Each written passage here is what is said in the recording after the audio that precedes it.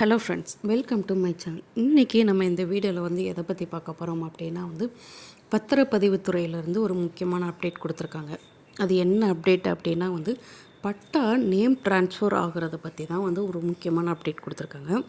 அது என்ன அப்படிங்கிறத பற்றி பார்க்கலாம். இந்த நடைமுறை நாளையிலேருந்து, அதாவது ஜூன் 15லேருந்து அமலுக்கு வரப்போகுது. அதுக்கு நம்ம என்ன ஸ்டெப் எடுக்கணும், அதில் நம்ம என்ன ப்ரொசீஜர் ஃபாலோ பண்ணணும் அப்படிங்கிறத பற்றி தான் பார்க்க போகிறோம். ஸோ வாங்க வீடியோக்குள்ளே போகலாம். இப்போ நீங்கள் ஒரு பட்டா அப்படி நேம் ட்ரான்ஸ்ஃபர் பண்ணணும் அப்படின்னா எந்த மாதிரி டைமில் ட்ரான்ஸ்ஃபர் ஆகும் அப்படின்னா நீங்கள் ஒருத்தர்கிட்ட இருந்து லேண்டு வாங்கும் போதோ இல்லைன்னா உங்களுக்கு ஒரு தான செட்டில்மெண்ட்டாக உங்கள் பேருக்கு ஒரு லேண்ட் வாங்குது அப்படின்னா நீங்கள் கண்டிப்பாக பட்டாவில் உங்கள் நேம் ட்ரான்ஸ்ஃபர் பண்ணணும். அது இப்போ எல்லா இடத்துலையுமே மேக்ஸிமம் ஆட்டோ பட்டா நேம் ட்ரான்ஸ்ஃபர் வந்துருச்சு. இன்னும் ஒரு சில இடத்துல அந்த இது ப்ராசஸ் ஒழுங்காகவே இல்லை. ஒழுங்காக இல்லை மீன்ஸ் அந்த ப்ராசஸ் நடைமுறைக்கு வரல. ஆனால் இனிமேல் எல்லா இடத்துலையுமே ஆட்டோ பட்டா நேம் ட்ரான்ஸ்ஃபர் தான் இருக்கும் அப்படின்னு சொல்லி தெளிவாக சொல்லிட்டாங்க. ஸோ அதுக்கு நம்ம எப்படி இருந்தால் நம்மளுடைய நேம் பட்டா ட்ரான்ஸ்ஃபர் ஸ்ட்ரெயிட்டாக நம்ம கைக்கு வரும் அப்படிங்கிறத இப்போ ஃபுல்லாக தெளிவாக சொல்லியிருக்காங்க. நீங்கள் இந்த எரர் பண்ணிங்க அப்படின்னா உங்களுக்கு இந்த மாதிரி ப்ராப்ளம் வரும் அப்படின்னு சொல்லியிருக்காங்க. அதெல்லாம் நம்ம ஒன் பை ஒன்னாக பார்க்கலாம். இப்போ நீங்கள் ஒரு லேண்டு கிரயம் பண்ணுறீங்க அப்படின்னா ஆட்டோமேட்டிக்காக அந்த பட்டாவில் உங்கள் நேம் மாறணும். அப்படி இல்லைங்கிற பட்சத்தில் கண்டிப்பாக என்றைக்காவது ஏதாவது ஒரு ப்ராப்ளம் நீங்கள் ஃபேஸ் பண்ணுற மாதிரி இருக்கும். ஸோ அதனால் எல்லாருமே கண்டிப்பாக லேண்ட் வாங்கும்போது பட்டாலையும் உங்களுடைய நேமை சேஞ்ச் பண்ணணும் அப்படிங்கிறது ஒரு அவசியமான ஒன்று. அதுக்காக கண்டிப்பாக நீங்கள் சொத்து பத்திரம் கிரயம் பண்ணும்போது கம்பல்சரி உங்களுடைய பட்டாவில் உங்கள் நேம் சேஞ்ச் பண்ணுறதுக்கான ப்ராசஸையும் நீங்கள் பார்க்கணும். இப்போ என்ன அப்டேட் கொடுத்துருக்காங்க அப்படின்னா ஜூன் 15ஆம் தேதி முதல், அதாவது நாளையிலிருந்து தானியங்கு முறையில் பட்டா பெயர் மாற்றம் செய்யும் திட்டம் முழுமையாக செயல்படுத்தப்படும் என்றும், பட்டா மாறுதல் தொடர்பான தகவல்கள் கிரயம் கொடுப்பவருக்கும் கிரயம் பெறுபவருக்கும் குறுஞ்செய்தி வாயிலாக அனுப்பப்படும். அதாவது ஒரு லேண்டு வாங்குபவருக்கும் அந்த லேண்டை கொடுக்குறவங்க 2 பேர் பேர்லேயுமே 2 பேருக்குமே ஒரு எஸ்எம்எஸ் மூலியமாக கண்டிப்பாக இந்த பட்டா நேம் ட்ரான்ஸ்ஃபருக்கான அப்டேட்டை போகும் அப்படின்னு சொல்லியிருக்காங்க. பத்திரப்பதிவுத்துறையில் பதிவு செய்யப்படும் சொத்து விவரங்கள் அடிப்படையில் தானியங்கி முறையில் ஆன்லைன் பட்டா மாறுதல் நடைபெறும். என்ன சொல்லியிருக்காங்க அப்படின்னா எல்லா இடத்துலையுமே இனிமேல் ஆட்டோ பட்டா நேம் ட்ரான்ஸ்ஃபர் தான் இருக்கும் அப்படிங்கிறத ஃபஸ்ட்டு தெளிவாக சொல்லியிருக்காங்க. ஸோ இதை நீங்கள் 15ஆம் தேதியிலேருந்து உங்களுக்கு ஒரு எஸ்எம்எஸ் மூலியமாக என்ன ப்ராசஸ் நடந்திருக்கு அப்படிங்கிறத பட்டா நேம் ட்ரான்ஸ்ஃபரை உங்களுக்கு தெளிவாக சொல்லுவோம் அப்படின்னு சொல்லியிருக்காங்க. எல்லா லேண்ட் ரெஜிஸ்ட்ரேஷனுமே தானியங்கி முறையில் தான் இனிமேல் நடக்கும் அப்படிங்கிறத ஒரு தெளிவாக சொல்லியிருக்காங்க. அதாவது பத்திரப்பதிவுத்துறையில் சொத்து விவரங்கள் அனைத்துமே தானியங்கி முறையில் ஆன்லைன் பட்டா மாறுதல் நடைபெறும். இதன் மூலம் ஒரு வாரத்திற்குள் சம்மந்தப்பட்ட நபருக்கு பட்டா கிடைக்கவும் வழிவகை செய்யப்படும்.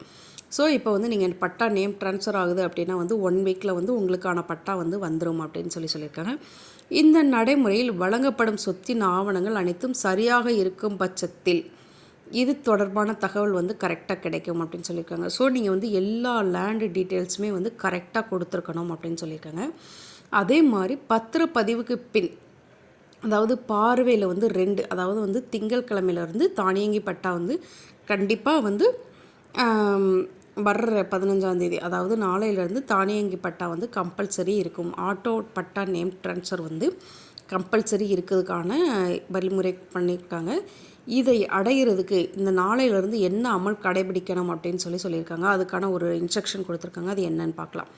பத்திரப்பதிவுக்கு பின் இணைய வழியில் மேற்கொள்ளப்படும் பட்டா மாறுதல் தொடர்பான தகவல் அனைத்தும் சம்பந்தப்பட்ட நில அளவர்கள், கிராம நிர்வாக ஆகியோரிடமிருந்து குறுஞ்செய்தி, அதாவது இப்போ கிரயம் கொடுப்பவர் கிரயம் பெறுபவர் நான் சொன்னல, லேண்ட் ரெஜிஸ்ட்ரேஷன் பண்ணுறவங்க, அதாவது லேண்டு வாங்குறவங்க கொடுக்குறவங்க 2 பேருக்குமே எஸ்எம்எஸ் வாயிலாக போகும் அப்படின்னு சொல்லியிருக்காங்க.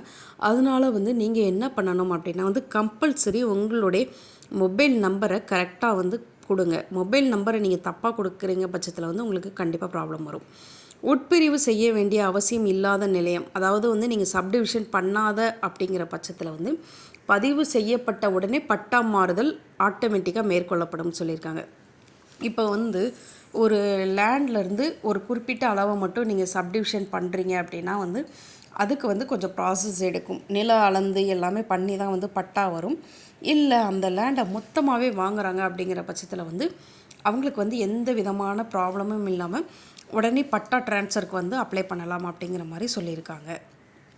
அதுக்கப்புறம் வந்து ஆவண தயாரிப்பும் போது சரிபார்க்க வேண்டிய விவரம் என்ன அப்படின்னா வந்து கிரயம் மற்றும் உரிமை மாற்றம் செய்யும் நபரின் பெயரில் பட்டா இருப்பதை தவறாமல் உறுதி செய்து கொள்ள வேண்டும். அதாவது வந்து எந்த லேண்டு பேரில் இருக்கோ அவங்க பேரில், இப்போ வந்து ஒருத்தர் வந்து இன்னொருத்தவங்களுக்கு லேண்ட் கொடுக்குறாங்கன்னா லேண்டு வாங்குபவர் லேண்டு கொடுப்பவர் பேரில் தான் பட்டா இருக்கா அப்படிங்கிறத வந்து தெளிவாக செக் பண்ணிக்கோங்க. ஓகே, அதை தான் வந்து ஃபஸ்ட்டு இன்ஸ்ட்ரக்ஷனாக சொல்லியிருக்காங்க. ஸோ இல்லை அவங்க தாத்தா பேர்லேயோ இல்லை வேறு ஒருத்தர் பேர்லேயோ இருக்குது அப்படின்னா வந்து கண்டிப்பாக ப்ராப்ளம் வரும். அதனால் வந்து நீங்கள் வந்து கரெக்டாக அந்த ஒன்றை செக் பண்ணணும். அதுக்கப்புறம் கிரயம் மற்றும் உரிமை மாற்றம் செய்யப்படும் சொத்து விவரம் அளவுகள், அதாவது வந்து இந்த இடத்துலேருந்து இந்த அளவு அப்படிங்கிற மாதிரி வருவாய் நடப்பு சான்றுகளுடன் ஒத்திருப்பதை உறுதி செய்ய வேண்டும். எந்த உங்களுடைய லேண்டு சர்வே நம்பரில் வந்து எந்த அளவு இருக்குது, எந்த அளவில் தான் வந்து நீங்கள் வந்து கண்டிப்பாக மெஷர்மெண்ட் எழுதுறீங்களா அப்படிங்கிறத வந்து கரெக்டாக வந்து செஞ்சணும், கடைபிடிக்கணும் அப்படின்னு சொல்லியிருக்காங்க. முன் ஆவண சொத்து இரத விவரங்களை சரிபார்த்து ஆவணம் தயாரித்தல். ஏற்கனவே முன்னாடி ஈஸிலாம் எடுத்து பார்ப்பாங்கள்ல, யார் யார் பேரில் எப்படி இருக்குது, இந்த மாதிரிலாம் வந்து எல்லாமே உங்களுடைய லேண்ட் டீட்டெயில்ஸ் வந்து கரெக்டாக இருக்கா அப்படின்னு சொல்லி செக் பண்ணணும் அப்படின்னு சொல்லியிருக்காங்க. அதுக்கப்புறம் வந்து சொத்து வரி, மின்கட்டண ரசீது, தண்ணி வரி ரசீது, வரி விதிப்பு பெயர்கள் அனைத்தும். இப்போ வந்து ஒரு லேண்ட் வாங்குறீங்க அப்படின்னா வந்து அந்த லேண்டில் வந்து சொல்லியிருப்பாங்க கடைசி ஒரு 3 மாதமோ இல்லை கடைசி 1 வருட சொத்து வரி, அதுக்கப்புறம் வந்து எல்லா property tax, water tax, EB bill எல்லாமே வந்து கண்டிப்பாக அதில் சப்மிட் பண்ணணும். அதில் வந்து நேம் எல்லாமே கரெக்டாக இருக்கா அப்படின்னு சொல்லி செக் பண்ணணும் அப்படின்னு சொல்லியிருக்காங்க.